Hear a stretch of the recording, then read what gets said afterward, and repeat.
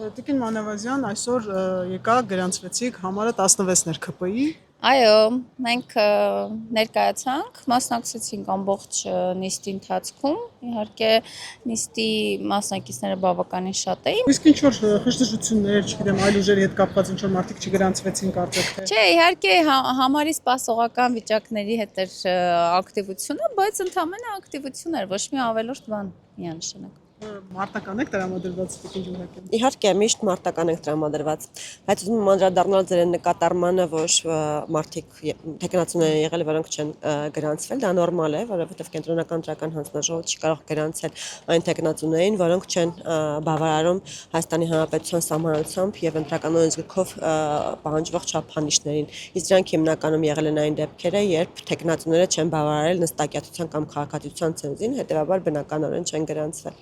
Մինչև ձեր գալը այստեղ հարցազրույց էին տալիս ուժեղ Հայաստանի ներկայացուցիչները եւ Գոհար Մելոյանը ասաց, որ արհեստական միջամտություններ թեև եղան, Կատերինե Սամվել Կարապետյանի տնային կալանքում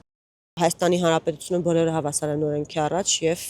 մարդիկ, որոնք կասկածվում են որևէ հանցագործություն անելու հարցում, իրենց հետ կապված իրավապահ մարմինների եւ դատական իշխանությունը համապատասխան գործողություններ է կատարում եւ այդքանը։ Ես կարծում եմ ավելորդ ուշադրություն գրավելու եւ իրենց հերթական մանիպուլատիվ հայտարարություններով փորձելու էին որոշակի ինչ-որ իմիտացիաներ ստեղծել, ինչը երևի փորձեցին անել։ Օրենքի առաջ բոլորը հավասար են։ Եկեք մենք արձանագրենք եւ ֆիքսենք մեկ պարզ ճշմարտություն։ Օրենքի առաջ բոլորն են հավասար եւ պետք չի ուղղակի դրանից աղմուկ ստեղծել եւ փորձել դրանով իրենց PR-ը անել։ Պատկերացնենք, որ կամայական անձը, որը գտնվում է կալանքի մեջ, ավելին դատապարտված է, որոշում է, որ ինքը պետք է այդ շրջանակներում հայտ ներկայացնի քաղաքական եւ մասնակցի ընտրություններին։ Դա արդյոք նշանակում է, որ ինքը անպայմանորեն պետք է ազատազրկման վայրից դուրս գա, որ մեկնաբանություն լինի, որ հավասար պայմաններ են։ Այսինքն հավասար պայմանները բոլորովին չեն առնչվում նմանատիպ դեպքերին եւ հանցանք կատարելու մեջ մեղադրվող անձանց հետ կապված այդ հավասարության որևէ խնդիր չի կարող առաջանալ։ Հավասար պայմաններ նշանակում է հավասար եթերաժամանակ, հավասար հնարավորություններ մասնակցելու քարոզարշավին եւ այս պարագայում մենք բոլորովին նմանատիպ խնդիր չունենք։ Եթե կարձանագրվի դեպք, որ որևէ քաղաքական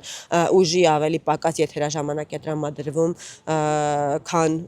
մեկ այլ քաղաքական ուժի, որ մասնակցում է ընտրություններին, ապա այդ դեպքում կարող են բողոքել։ Եվ ամսի 8-ից մեկնարկում է քարոզարշավը, արդեն ունեք թե առաջին օրը որտեղից եք սկսելու։ Այո, իհարկե որոշված է, ունենք գրաֆիկը, ամսի 8-ին լինելու ենք Սյունիքի մարզում։